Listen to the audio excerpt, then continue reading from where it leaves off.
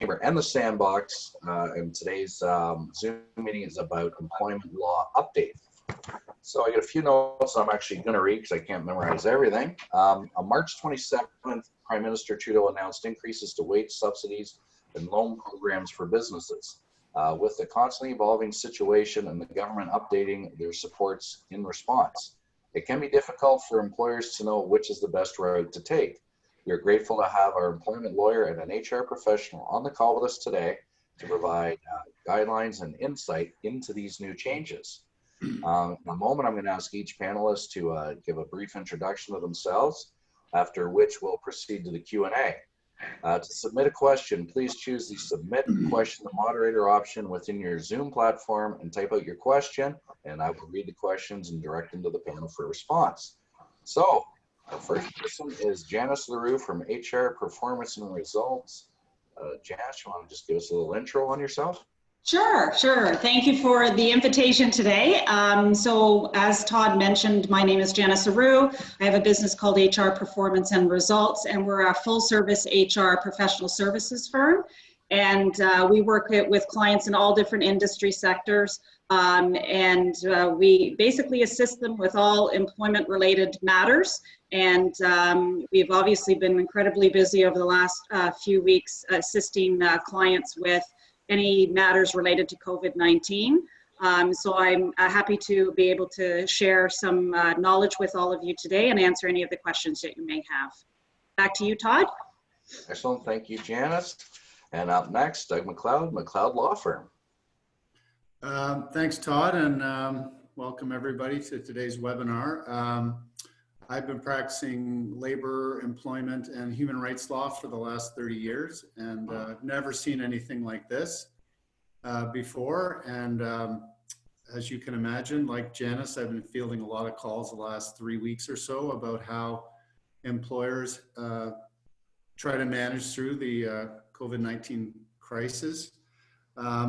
I think the main issue that most employers are concerned about is who is going to bear the financial burden of this unexpected virus. And so I'll just briefly describe the types of situations that come up to sort of frame the employment law section of this program today. So there's some employers who just have no work to do. They can't do any work. And I think there may be a difference legally between those that have no work because the government has told them to shut down, and then people who have been, and then other people. Then there's people who can do some work, but not all of it. So they're deciding whether to keep all their employees on or to lay off or terminate some employees. So that's a separate bucket of type of employer. And then the three types of questions I'm getting the most of is, can I lay off my people? And if so, what's my legal exposure? Number two, should I lay off or terminate? And number three, there's a lot of questions about the duty to accommodate. So if someone doesn't want to work because they are concerned about being exposed to the virus, can they refuse to work? And then there's also, because the schools are closed, people have questions about, can people stay home to look after their kids? So there's sort of three main buckets of questions I'm getting. So I'll just leave it at that for now. Okay, Janice, any comments before we open it up? Well, we were gonna, between Doug and I, we were gonna just highlight a few critical pieces of information I think the participants need to be aware of. So do we want to just spend a couple minutes on that before we open it up to questions? Are you okay with that, Todd? I'm great with that, yep. Okay, great. So Doug, do you want me to start, or do you want to start first and just talk about layoffs? Okay, I'll quickly deal with layoffs, and then you can talk about the government programs that are available. Yes, for sure. So one question people are asking is, can I lay people off while the business is slow during the virus? And there's no easy answer to that. It is possible to temporarily lay somebody off under the Employment Standards Act and avoid obligations to pay termination pay or severance pay under the Employment Standards Act. So that's generally up to 13 weeks in a 20-week period if you don't continue benefits, and up to 35 weeks in a 52-week period if you do continue benefits. If your employment contract allows you to do that temporary layoff, then you basically have a way to reduce your payroll costs at no cost to you. Most employers do not have temporary provisions in their employment contracts. And so to date, at least, the courts have said that is a termination at law, which triggers the requirement to pay pay in lieu of notice. So the starting point when you're looking at whether you can lay off is, do you have the right in your employment? And if you don't, then there's a risk that you're going to be liable for lost wages during the term of the temporary layoff. Janice? Okay. Just to maybe build on what Doug had mentioned in terms of that, if you are going to, and you have no choice but to issue a temporary layoff, the employee, you should give directions to the employee to start applying right away. You actually are, as an employer, required to produce a record of employment within 5 days after there's an interruption of earnings. So the code that you would use on the record of employment for a short-term layoff is code A. And certainly we're recommending to as well issuing a letter, although you're not required to, but a letter and having an employee sign off on that letter that you've got to issue a temporary layoff to as well. I was going to just spend a couple of minutes, Doug, if you're good with that, on the other programs, or do you have any other comments as it relates to layoff? I'm happy to leave that for questions. I think the government programs you're going to describe are very important for the listeners. Yeah, okay.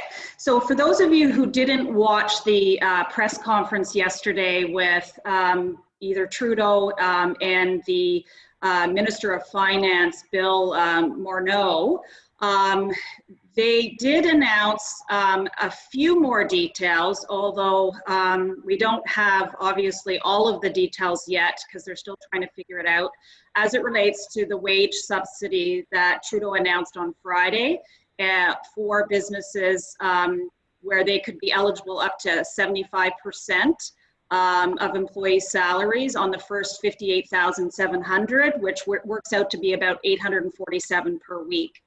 So what the Minister of Finance announced yesterday was that he did say that the portal and the disbursement of the subsidy itself is most likely, or he used the word approximately, going to take about 3 to 6 weeks. So I think that's crucial for everyone to be aware of that. They're obviously working around the clock to get this up and running.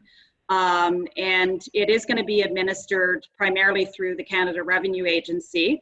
What they did say yesterday, that if you as a corporation, as an employer, do not have a direct deposit set up currently with the Canada Revenue Agency, don't wait on that. Make sure you set up your corporate account, and then you can automatically start putting in the details from a direct deposit perspective. They did say that it will expedite the payments at that point in the future when, if you're eligible for the wage subsidy. So at this point in time, I'll just give you a quick kind of overview of some of the key points. They did say that you will be required to show proof that you've had a decline in your business by 30%. And that they are looking at different options on how we're going to have to prove that as organizations. But he did mention that they would look at year-over-year data in terms of your sales from March 2019 to March 2020. So that is one thing that they're going to look for. They did say that they're going to reevaluate it month by month. So you're going to have to show documentation month over month.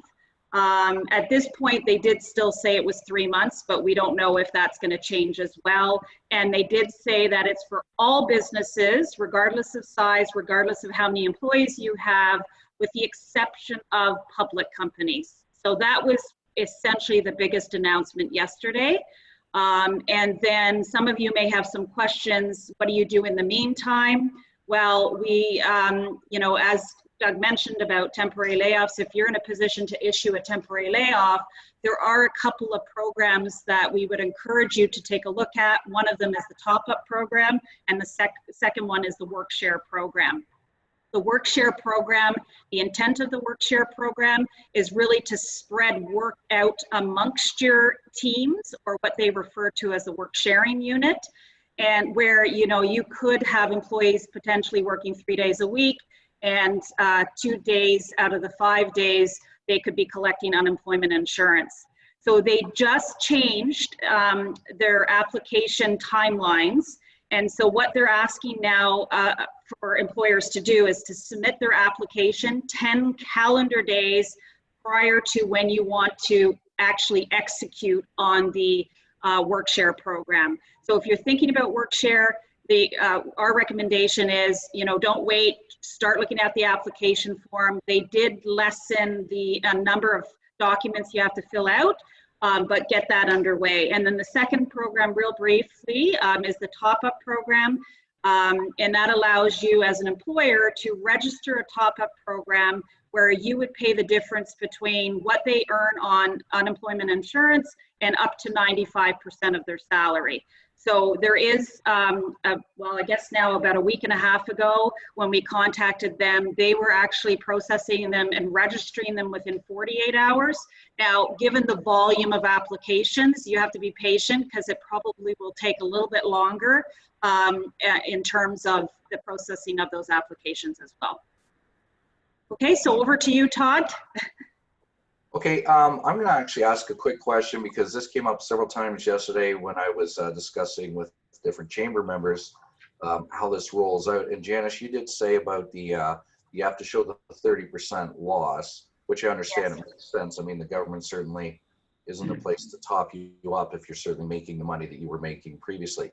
But excuse me, you stated you're going to look at March 2019 to March 2020. Now, people were asking me, is that a specific period? Like the government has said right now, they will backdate to offsite your EI if you file for EI, or they back to March 15th. So yes. Are they looking at a window, say roughly when this really took a toll here in our province or in the country, of March 15th, and say, so March 15th to March 30th, are you showing a 30% loss versus the same period last year? Or are they looking at like year to date, January through March last year, January through March this year? Like, have they defined that specific period? Because like you said, after this, they're going to look at month after month. So they're certainly going to look at April and say, did you show a 30% loss? Then you will qualify for it. But is it show a 30% loss over just that time frame of April last year versus April this year? Do you have any clarification on that? No, you know what, yesterday, I think what we have to do is probably, these are all great questions, Todd, like we're probably going to have to hang in there until they figure it all out and release more information. What they did say, certainly my understanding yesterday, listening to the Minister of Finance, was that it would be just a comparison between March of 2019 and March 2020.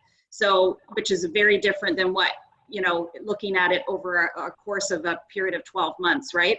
So I think we got to kind of hang in there to determine really and figure out what they're going to put as the requirements. Now, the 10% wage subsidy is still in effect.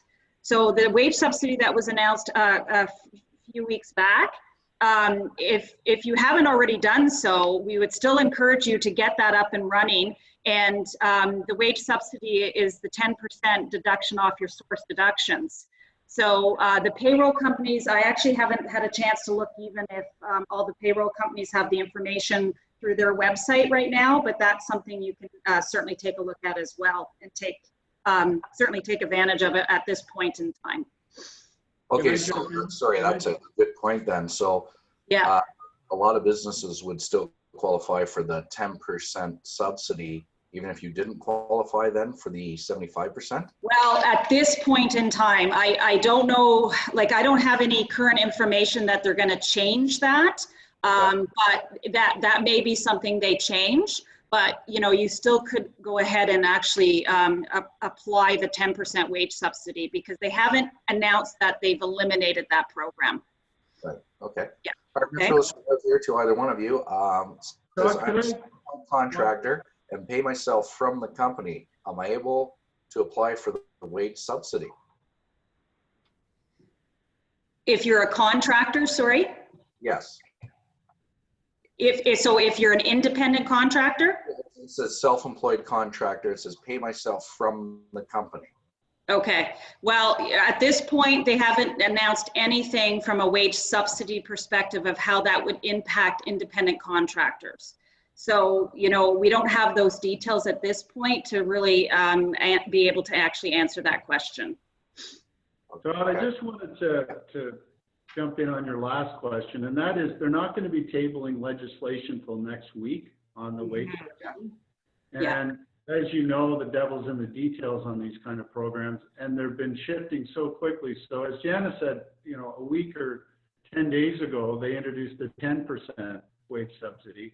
And here we are a short time later at 75. Initially, it was going to be small and medium businesses. Then it was all businesses. Now, public companies appear to be taken out. The relevant period of time for the 30% has been a moving target as well. So I think until Parliament comes back and actually tables a piece of legislation, it's going to be difficult for people to figure out if they're eligible or not. Yeah. But they plan to come back next week, and once they table the legislation, then people will have a lot more clarity in terms of whether they qualify or not. Perfect. Thanks, Doug. Next question up. I have an employee returning from maternity leave. How would I go about I have an employee returning from maternity leave. How would I go about laying them off? Would they still qualify for benefits? What kind of benefits? Yeah, I know. I'm just reading the question, Doug, but I guess fair enough. I believe, looking at this, Doug, and with our topic today, that they're probably wondering, will they qualify for any of the wage subsidies or I believe the other plan is it called CERB? Canadian Employment. You can get up to $2,000 a month. Yeah.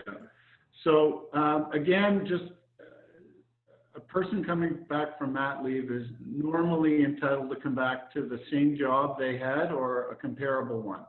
Right. Now, people coming back from leave are in no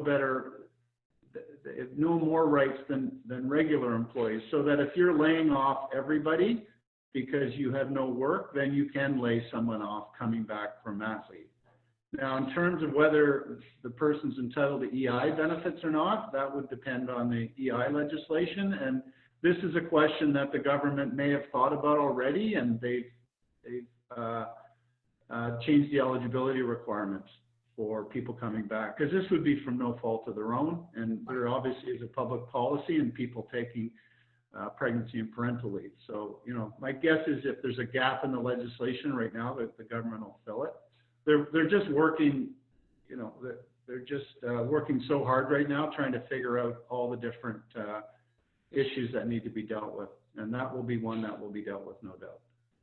Okay. Currently, just to add to what Doug is saying, like, yes, and I agree with Doug, you know, things are changing daily and rapidly, and this is probably this is a particular area they're going to have to look at. In order for you to currently be eligible for unemployment insurance for the Barrie area, you have to have, like for regular benefits, 665 insurable hours. And so traditionally, somebody who's been off on a maternity leave, you know, they wouldn't have had an income, because they look at the last claim period and they look at a 52-week period of time, right? So over the course of a year. And so if they don't have, you know, the insurable earnings, then that would impact their eligibility for EI. But as Doug mentioned too, the CERB is now what it's the acronym for the Canadian Emergency Response Benefit. They have made it very clear for those individuals who haven't or who aren't eligible for unemployment insurance, they could then apply for the CERB. And the application process, they did confirm yesterday that is going to be up and running, which I believe April 6th is next Monday. So, so that will be in place as well. Okay, perfect. Next one. For the 75% subsidy, it notes that employers should try to pay 25% to keep their employees at 100%. Does this mean that employees would be working full-time and only getting paid 75%? Since I have no funds to pay the remaining 25%. If so, does that open me up for risk? Should I be cutting back their expected hours of work / productivity to 75% to match the pay level they would be receiving? Okay, so that's an interesting question. And I know the Prime Minister has said that he expects people to do the right thing. Now, normally a 20% or more pay cut is going to constitute a constructive dismissal. So I think if people continue employing people at their normal hours of work and only pass on the 75% wage subsidy, I think there's a risk the employee would have a constructive dismissal claim because effectively their pay was cut 25%. So again, I'm going to have to look at the legislation when it comes in, but I think people need to think long and hard about not paying the 25% because it would represent a 25% pay cut. So I'm just going to touch on that briefly, Doug, just with a comment and maybe get one back from you. I read an article that was in the Globe last week, and it was from a lawyer. And the lawyer was expressing the fact of, you know, if this was any other time of year, if this wasn't taking place with the COVID-19 and that, it could certainly go right into a constructive dismissal claim. And this lawyer said, you know, all day long, I would take that claim. They said, in the event of where we are now, what's going on with the COVID-19, I would be really reluctant to take on any case of constructive dismissal based on the times that we're facing and the uniqueness of the situation currently at hand. And again, it was just a comment, but what are your thoughts on that comment? Well, to be fair, constructive dismissal cases are always tough. Right. And it depends on the facts. So let me make up some facts, right? So let's say somebody's revenue's down 30%, so they qualify for the subsidy, but their profits aren't down for whatever reason. Okay. And they don't want to pass on, they don't want to pay the 25%. I'd be much more interested in taking on that case than if the person was losing lots of money. Mm-hmm. You know, these kinds of cases, judges never looked at them before. Judges have a lot of discretion to determine whether whether there's been a fundamental change in the term. We're going to be looking at there'll be new legal arguments come up because of COVID-19. So for example, one I alluded to earlier was frustration of contract. And basically the argument goes, if you're an employer, the government told me I had to shut down. I can't work remotely. So I can't offer you work employees, and it's not my fault. And so the contract's been frustrated. I'm not terminating your agreement. The government's saying I can't offer you work. Right. So I think that kind of argument will be made in situations like that. Right. I believe you're correct. So, yeah. So the devil's in the details, the devil's in the facts. There's going to be people getting the 75% subsidy who will not be in that bad a shape financially just because of the margins in their business or so on, or because they become more efficient or they're using technology better, whatever the case may be. Some people will be keeping people on even though it's going to result in more of a loss because they want to help their people out. Right. So I don't think you can look at the question in a factual vacuum. I think you're really going to need to look. And every constructive dismissal case is like that. Every case is different. Right. Okay.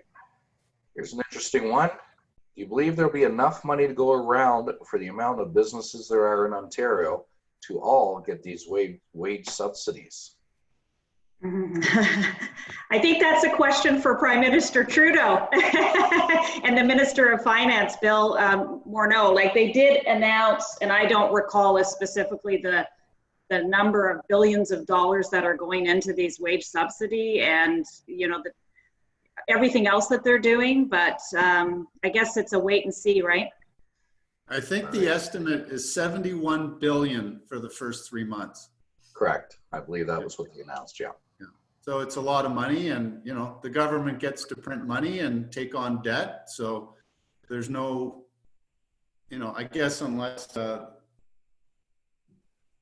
know, it's 5% of our GDP, I think. So I think we're, relative to other countries, we're pretty well positioned to do this kind of thing. But the bottom line is the government has the money if they want to spend it. Yeah, I mean, eventually we're all going to pay for this. We have to pay for it. I mean, the money isn't sitting, you know, in the federal or provincial coffers. You know, both the feds and the province are in debt. So this payback's got to come from somewhere down the road. Yeah. Okay. Next one. For employees that are on a salary base plus commission, how will this affect them? Are they still working in a modified title that are now getting a very reduced income?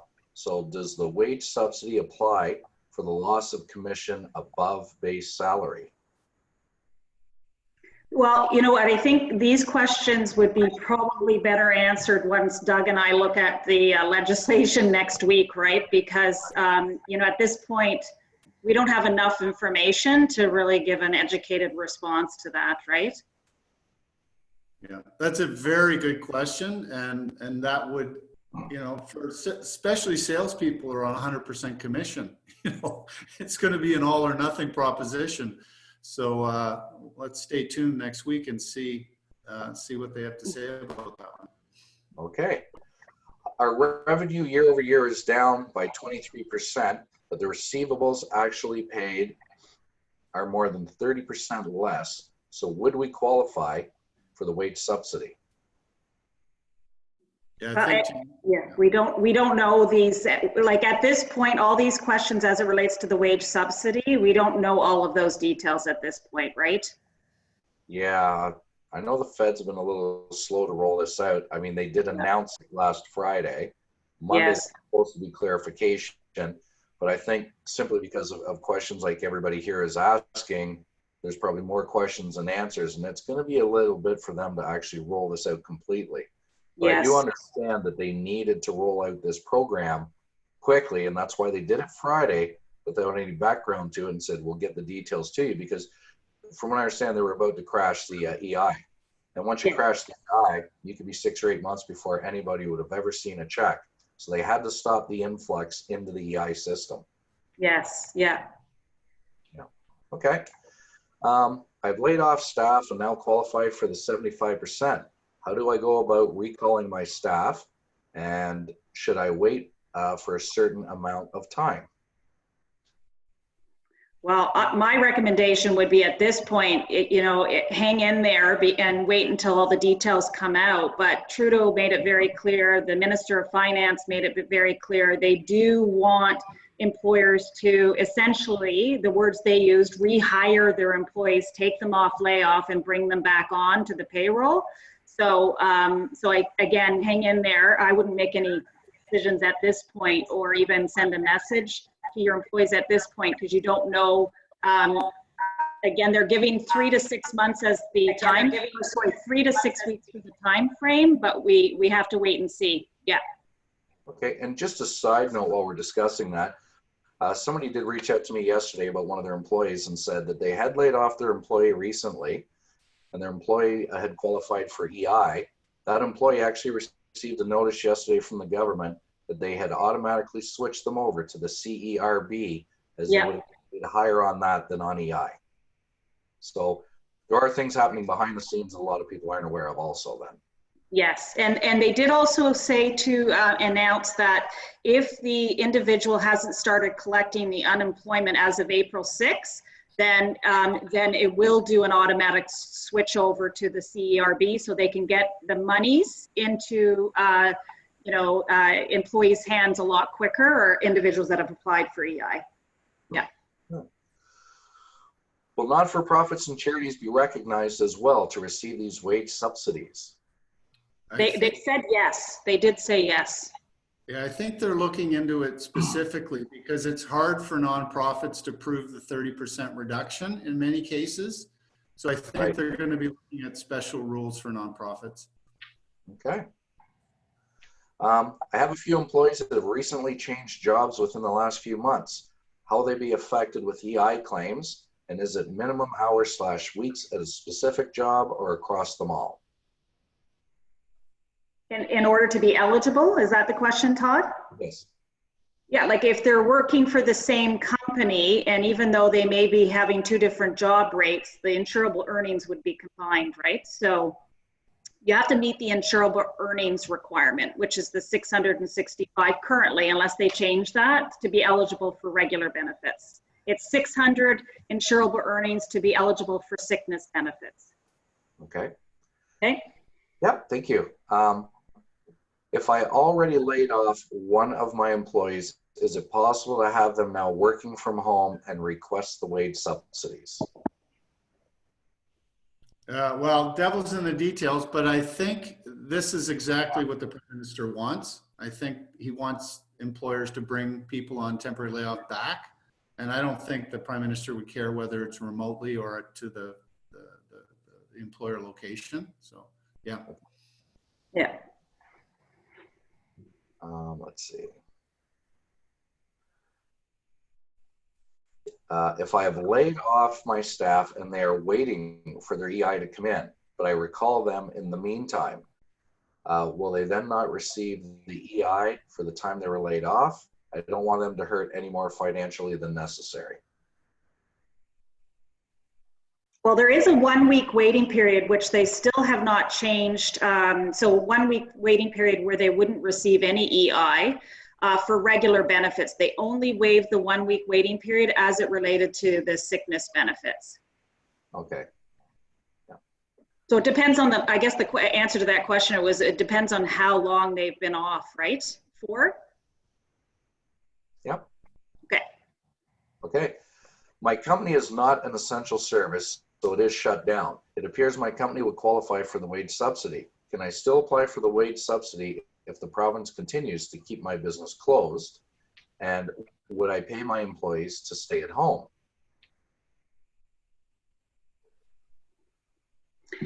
Go ahead, Doug. Go ahead, Doug. I'm not sure if he's suggesting apply for the wage subsidy and pay them the 75% of their salary to stay at home. So they'd basically be getting 75% of their salary instead of EI. I don't think the purpose of, I think the purpose of the wage subsidy is bring people back to work. Correct. But again, we'll find out next week. Okay. That's a loophole I hope the government's thinking about. Because otherwise people will just do that, right? They'll just do it so their people get 75% instead of 55%. And the Prime Minister was clear that those that are found to be taking advantage of this will be dealt with severely. And then I think that, you know, it's only my opinion, but I think that would be the case because, you know, you've got your employees on EI, or you should have them on EI if you're completely shut down, unless you're fortunate enough to have enough money to cover them. But if you don't, like most businesses, and your employees are in EI, how would it be right that you're going to bring them back and say to the government, well, you pay 75%, I'm not going to pay anything, and now they're going to get topped up, but they're not actually working. I believe the whole purpose behind this is to keep employers and employees working together so that there is cash out there, because the biggest issue you could have is a complete crash of the country and the economy. So if people are, months and months and they're only at 55% of their wage, and that in itself is capped, people are not going to have money to go and spend on things that drive the economy. So I believe the whole purpose behind this is to do your best to keep your employees working, where the government will top you up to 75% so that these people still have money, to pay their bills and to hopefully keep driving our economy. Yeah. I also, just to your point earlier, Todd, as well, the other purpose is, the government putting the money back into businesses so that they can administer and keep the employment relationship going. Because quite frankly, if we have 4 million, 5 million people on unemployment, like the first week when we had close to 1 million people, they only had processed 126,000 claims. So they are going to struggle getting the money into the hands of the Canadians, right? In terms of from the federal insurance program perspective. And I've heard everything from 6 to 8 weeks before people will actually see their money, depending on geographic location, et cetera, et cetera. So I think that's something employers should really seriously think about. I know it's really tough right now. I know how tough it is, but it is going to require us to really think through the decisions we're making, be patient with the government to a certain extent, and getting these programs up and running. And if you can buy yourself some time and wait over the next week or 2 weeks just to listen to what the details will be of this wage subsidy, then that would be kind of the best course of action as well. Okay, thank you. All right, the next one up. As an employer, I'm understanding the fact many of my employees are now working modified schedules to balance their kids. This being said, I still have a business to run and still work needs to be completed. What are my rights as an employer with regards to expectations and hours put into work? Yeah, this is a really good question, comes up all the time. And it relates to one of the issues I raised at the beginning, which is the duty to accommodate on the basis of family status. So again, like if you've got, the schools are closed, of course, and if you've got a 2-year-old and a 3-year-old at home, and you don't have other people who can take care of the kids, then you've got a conflict between your responsibilities to your employer and your responsibility to your children. And so this is a really tricky one. And so I think in this environment, to take a hard line and insist that the employee pick work over their kids is a very dangerous thing as long as schools are closed. So I think you need to gently probe in terms of what accommodation measures the employee needs. And that doesn't mean the first proposal that the employee makes. So the employee may ask for a form of accommodation that's not required. There may be other solutions to their childcare needs than what they're proposing. So I think you need to gently probe about, what people in your household, because most people are at home now. So if you've got a spouse, what kind of responsibilities do they have at work? If you have, family members close by that are coming into the house anyway, even with the social distancing, can we look at that? But with school and childcare down, it's really tough. This is a really tough one. So you need to be very careful and sensitive to your employees' needs. So on that note, Doug, a question was asked of me yesterday. I asked them to tune in today to this, and the question falls right in line with that one.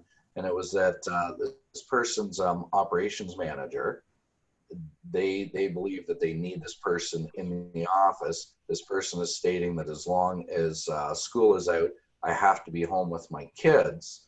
So they're saying, can they differentiate and say, okay, and I'm going to leave you on EI so that you have a check, even though you'd qualify for the 75%, they believe, I'm not going to put you on that because you're physically not working. And they said, that their employee had concerns about that. And they're saying, well, I'm still doing my best to work with you, but I'm trying to operate a business. So this way you still won't be able to collect your EI, but I can't top you up to 75% if you're telling me you're going to stay at home and they're going to be completely zero production for the company. But what are your thoughts on that? Because I told them just to tune into this. Yeah, well, in these kinds of situations, it's better to work together and come up with an agreement that works for both. So, right. In this case, the employer could say, well, figure out what the person can do remotely, either by phone, email, Zoom, whatever. Can they access information at the workplace to do some of the operations functions? Can they manage all of that? So really look at what they can do remotely and then get an agreed upon change to their job in the short term to deal with this remote working, right? So it's always better in these kinds of situations, instead of unilaterally imposing a decision on the employee, get them to work with you to come up with a solution that works for both of you.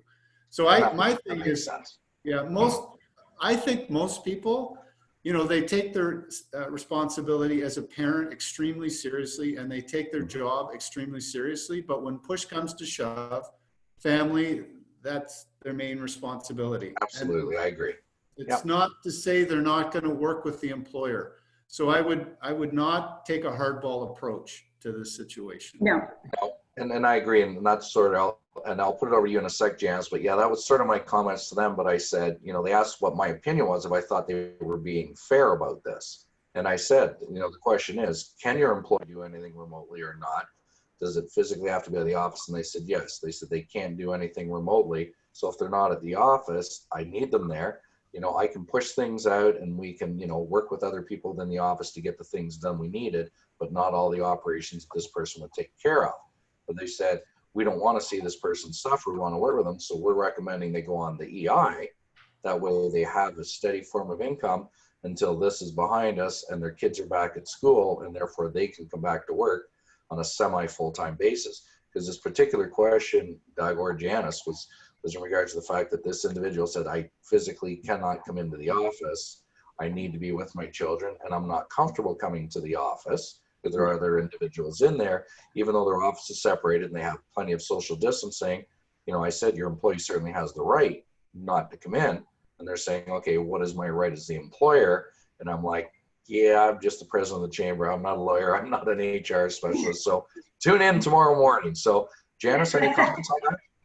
Yeah, actually, I just wanted to remind everyone about the that new job protected leave as well that was passed, and it was an amendment to the Ontario Employment Standards Act, right? And it does include job protection leave for employees who need to provide care to a person for a reason related to COVID-19, such as school or daycare closure. So that also, we have to be mindful of that job protected leave that was really retroactive to January, I believe it was 25th. So, so that's important for everybody to be aware of. Yeah, like I agree with Doug, like you know, you got to sit down and actually have a conversation with your employee and find out the reasons why, like ask the questions, find out the reasons why they have to stay home, because, and find out if, like we've had a couple of situations where once the employer had a conversation with their employee, they did find out that they did have a spouse and that maybe they could work on a rotating schedule where you know, they had 2 days at home, 3 days in the office.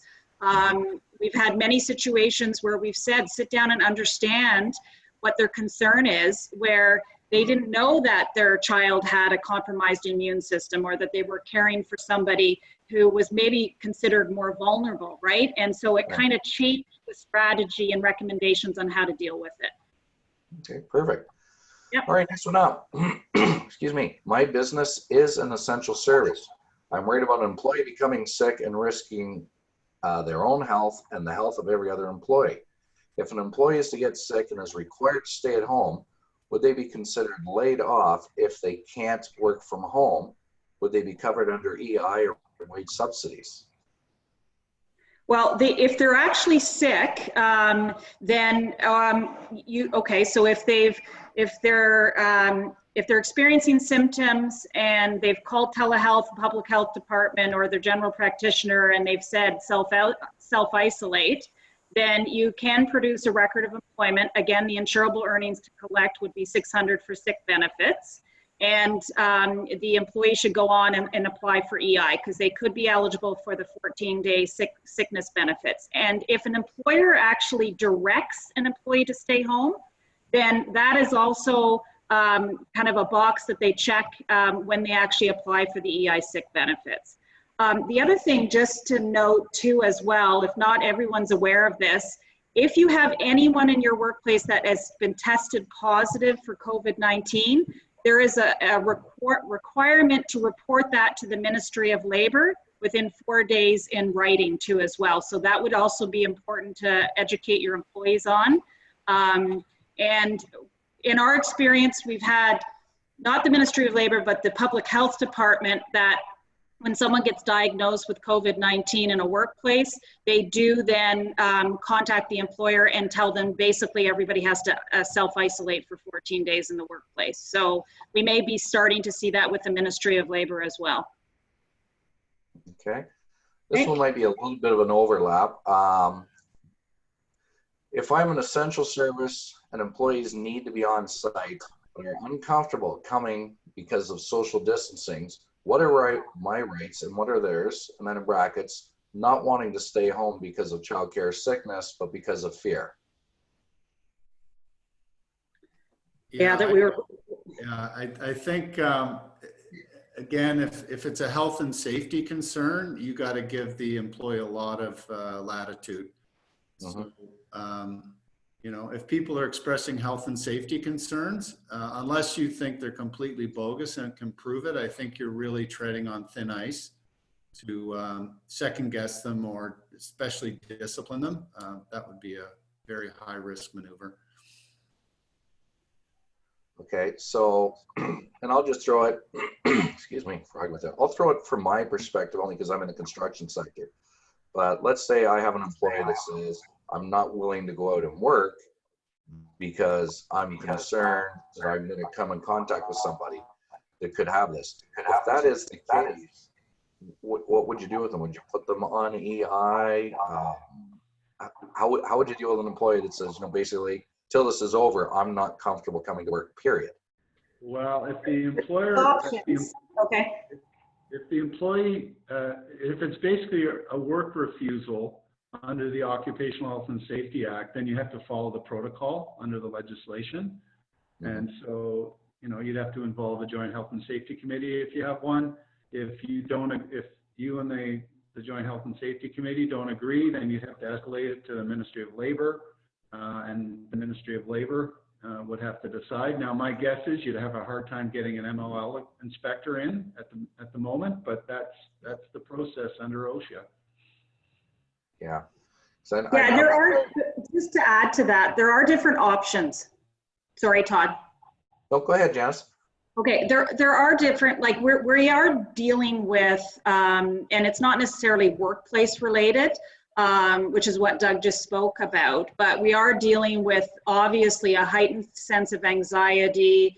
We are dealing with an increase in mental health issues, and we're seeing where employees are literally calling their employers saying, you know what, my spouse, actually, we've had situations where their spouse has said, we don't want you to go into work, or situations where they said, just from a mental health perspective, they just cannot come into work.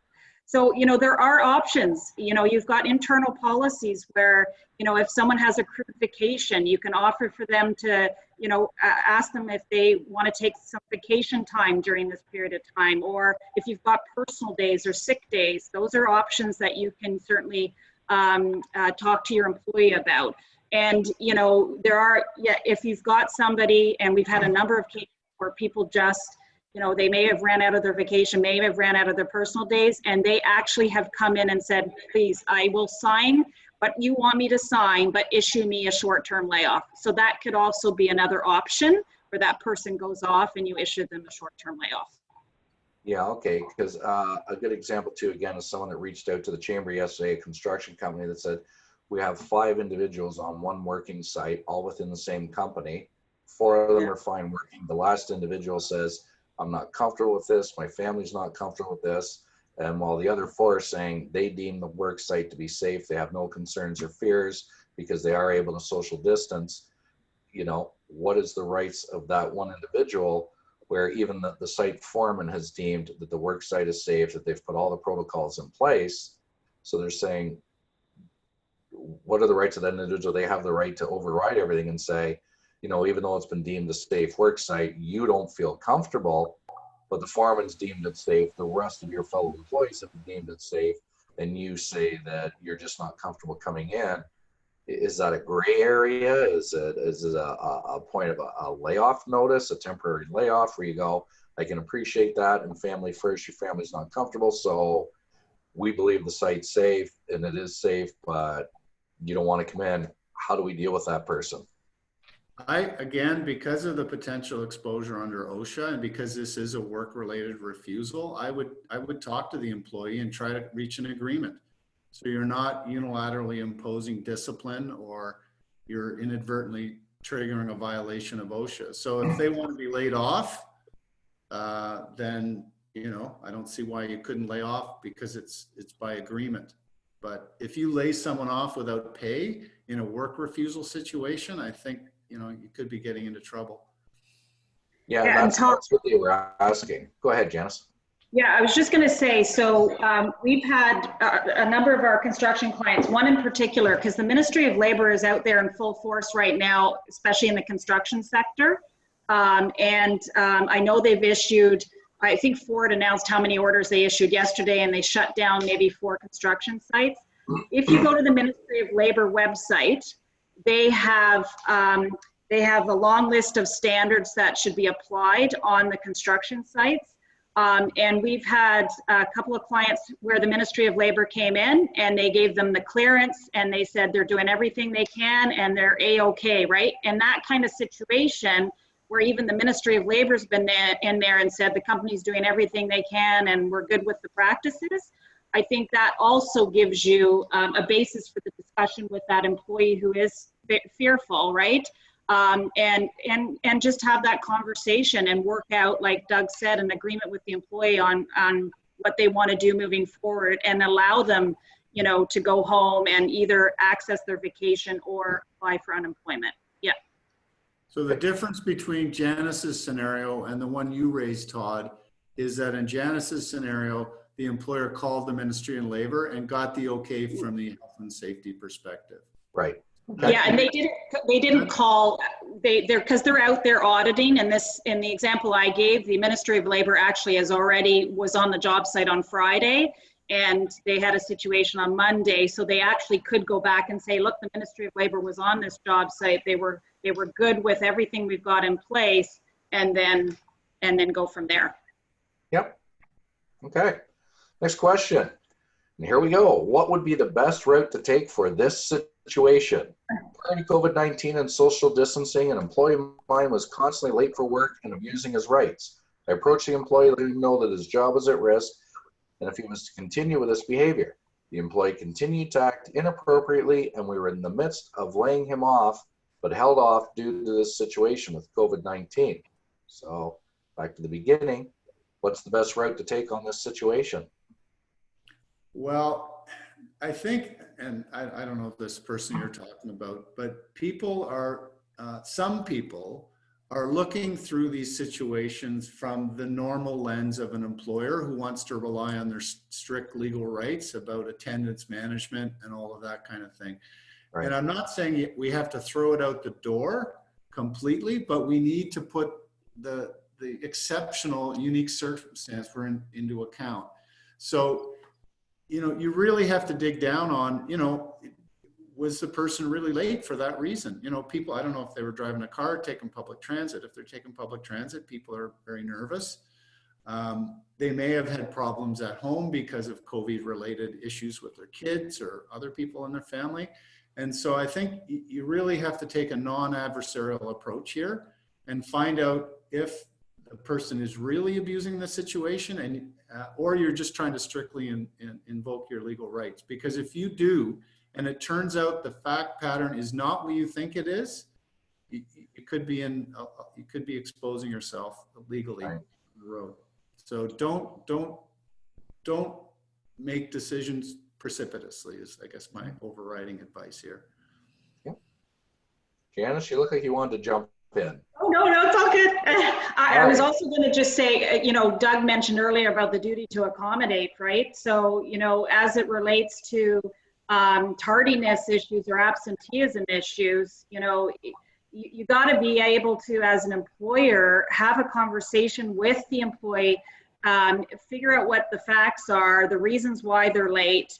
If it's for culpable reasons, then, you know, that's a different way of how you deal with it, opposed to for what we call innocent kind of tardiness or innocent absenteeism reasons, right? So, you know, there is a duty to accommodate from a human rights perspective. And I think, like, just in my personal opinion, Doug, you can jump in here, but like, as we come through this, you know, I think people are going to be challenged if they administer disciplinary action or they didn't accommodate someone because, you know, they were late because they had to take care of their elderly parent and due to COVID-19. So, like, I think we got to really think of it through the lens of what's going on at this point. and still be mindful that every employer has responsibilities with all the employment legislation. None of that has disappeared, right? So it's a bit of a balance. Yeah. That's a tough one, because again, as an employer, you're also hoping that none of your employees are taking advantage of the situation, that they have legitimate concerns, legitimate issues, you need to stay home with your children, whatever, you know, that makes perfect sense. But you'd certainly hope that you have good enough employees out there that nobody's taking advantage of it. You know, back to what the Prime Minister said about anybody that would take advantage of this wage subsidy, they'll be dealt with, because these things are put in place to help individuals. We're there to help individuals. We're there to help corporations. When I say we, the federal government, chamber, all that, you would certainly hope nobody's going to take advantage of it. We're going to throw this up to one last question before we do a wrap here, and then we'll invite you two for comments prior to. It's a unique one. Are you aware of a community plan that is in place if we were unable to go back to work until late summer? And do you think there will be more subsidies and assistance programs being brought forward? Well, I think the government is, you know, they're dealing what's in front of them at any given point. And I don't think the federal government had any idea we'd be at this 75% wage subsidy, $71 billion a week ago. So I think it's, you know, they're going to deal with it and try to reduce the spread of COVID. I think they'll do whatever they can, but it's hard to predict what's going to happen next week, let alone next month or the end of the summer. So I think the government's committed to dealing with it. I just don't know what it's going to look like down the road. Okay. Janice, we're going to start with you for some closing comments before I wrap it up. Okay. Well, I guess my closing comments would be, you know, just to really, I think as employers, again, like we are in a tough position right now. I think it's testing our resiliency, it's testing our patience. But I do feel optimistic that our federal government is going to do what it takes to take care of businesses and take care of anyone who lives in Canada. So I do feel optimistic about that. I do still continuously recommend that every business owner, every manager really think through the messaging to their employees. They really got to think carefully about what they're saying, how they're saying it to their employees at this point. You know, this is an opportunity for us to step up as leaders, to instill a level of calmness within our workplace, to be transparent, and to be there for our employees. So I really think that everybody's got to, you know, take that to heart, and that, you know, once we're all through this, and I feel very confident that we'll all get through this, that, you know, this will impact your ability to attract and retain your employees. You know, you got to really think through how you want your employees to view you at the end of this, and what's important to you, and retaining those employees as well. So those would be my closing comments. Excellent. Thank you, Janice. Doug, over to you. Okay. I guess for people whose business is really down, a lot of people are worrying about the legal liability related to temporary layoffs. But I think the government programs Janice told you about, which allow you to get employees income from the 55% up to 75% or more. I think if employers do what they can to take advantage of those programs, I think employees, they'll appreciate it, and they'll understand that the layoff is from no fault of their own. It's not the employer's fault. It's not their fault. We have to do this together. So I think, you know, bottom line, if you can get people's income up, you know, over the 55% rate, if you can through a work sharing or sub plan, or if you're eligible for the wage subsidy, I think employees will understand. The other thing, and this comes out of a couple of questions you did, Todd, is you need to be very sensitive about the conflict between people's responsibilities from their family to work. This is going to be a temporary problem. This conflict does not come up a lot generally, but it is right now, and people have to be sensitive to that and understand it's a short-term thing. And then finally, on the health and safety front, Janice, provided some very valuable information about you can't make precipitous decisions around people's fear of COVID and their willingness to work. Again, this is a temporary phenomena, and open, constructive dialogue between you and your employee on the need to take off time. I think it's very important that you keep that communication open and be willing to assume the employee is going to do the right thing here. There are bad apples, Todd, like you mentioned it. There's always bad apples. They're going to be bad apples now and when this thing is over. And it's just bad luck if you have someone like that. But I think most people, they get a lot of their self-identity from their job. They want to do the right thing. And they're in, not only are they financially precarious, but they're being tugged both ways by their family and their work at some point. And so we need to work through that together. Excellent, thank you. So I'd like to thank our panelists, Janice LaRue, HR Performance and Results, Doug McLeod Law Firm. Excuse me, both these individuals are available if you need to reach out to them. In closing, thank you for joining us and for the work that you're doing in your businesses every day. We urge every leader in the community to immediately shift focus to the singular objective of slowing the pace and transmission of this coronavirus. Both our federal and provincial governments have enacted measures that will only be effective if all employers step up and do their part to protect our provincial health and welfare.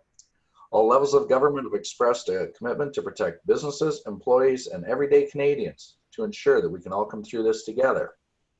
I also strongly urge everyone to stay at home, avoid any travel to your cottage, stop the spread of the virus. The hospitals and grocery stores in those areas are not equipped to deal with the influx of people at this time and will quickly become dangerously overwhelmed. The Barrie Chamber and Sandbox are here to help you through this. Please feel free to email or call if you have something more. And on the last point, we implore everybody, please shop local. We need you more now than ever to support our local businesses, whether it's a takeout from a restaurant or a gift certificate to help businesses ride out this storm. Every little bit will help someone. Doug, Janice, thank you very much. And on that note, everybody, stay safe and have a great day. Okay, thank you. Thank you. Mm.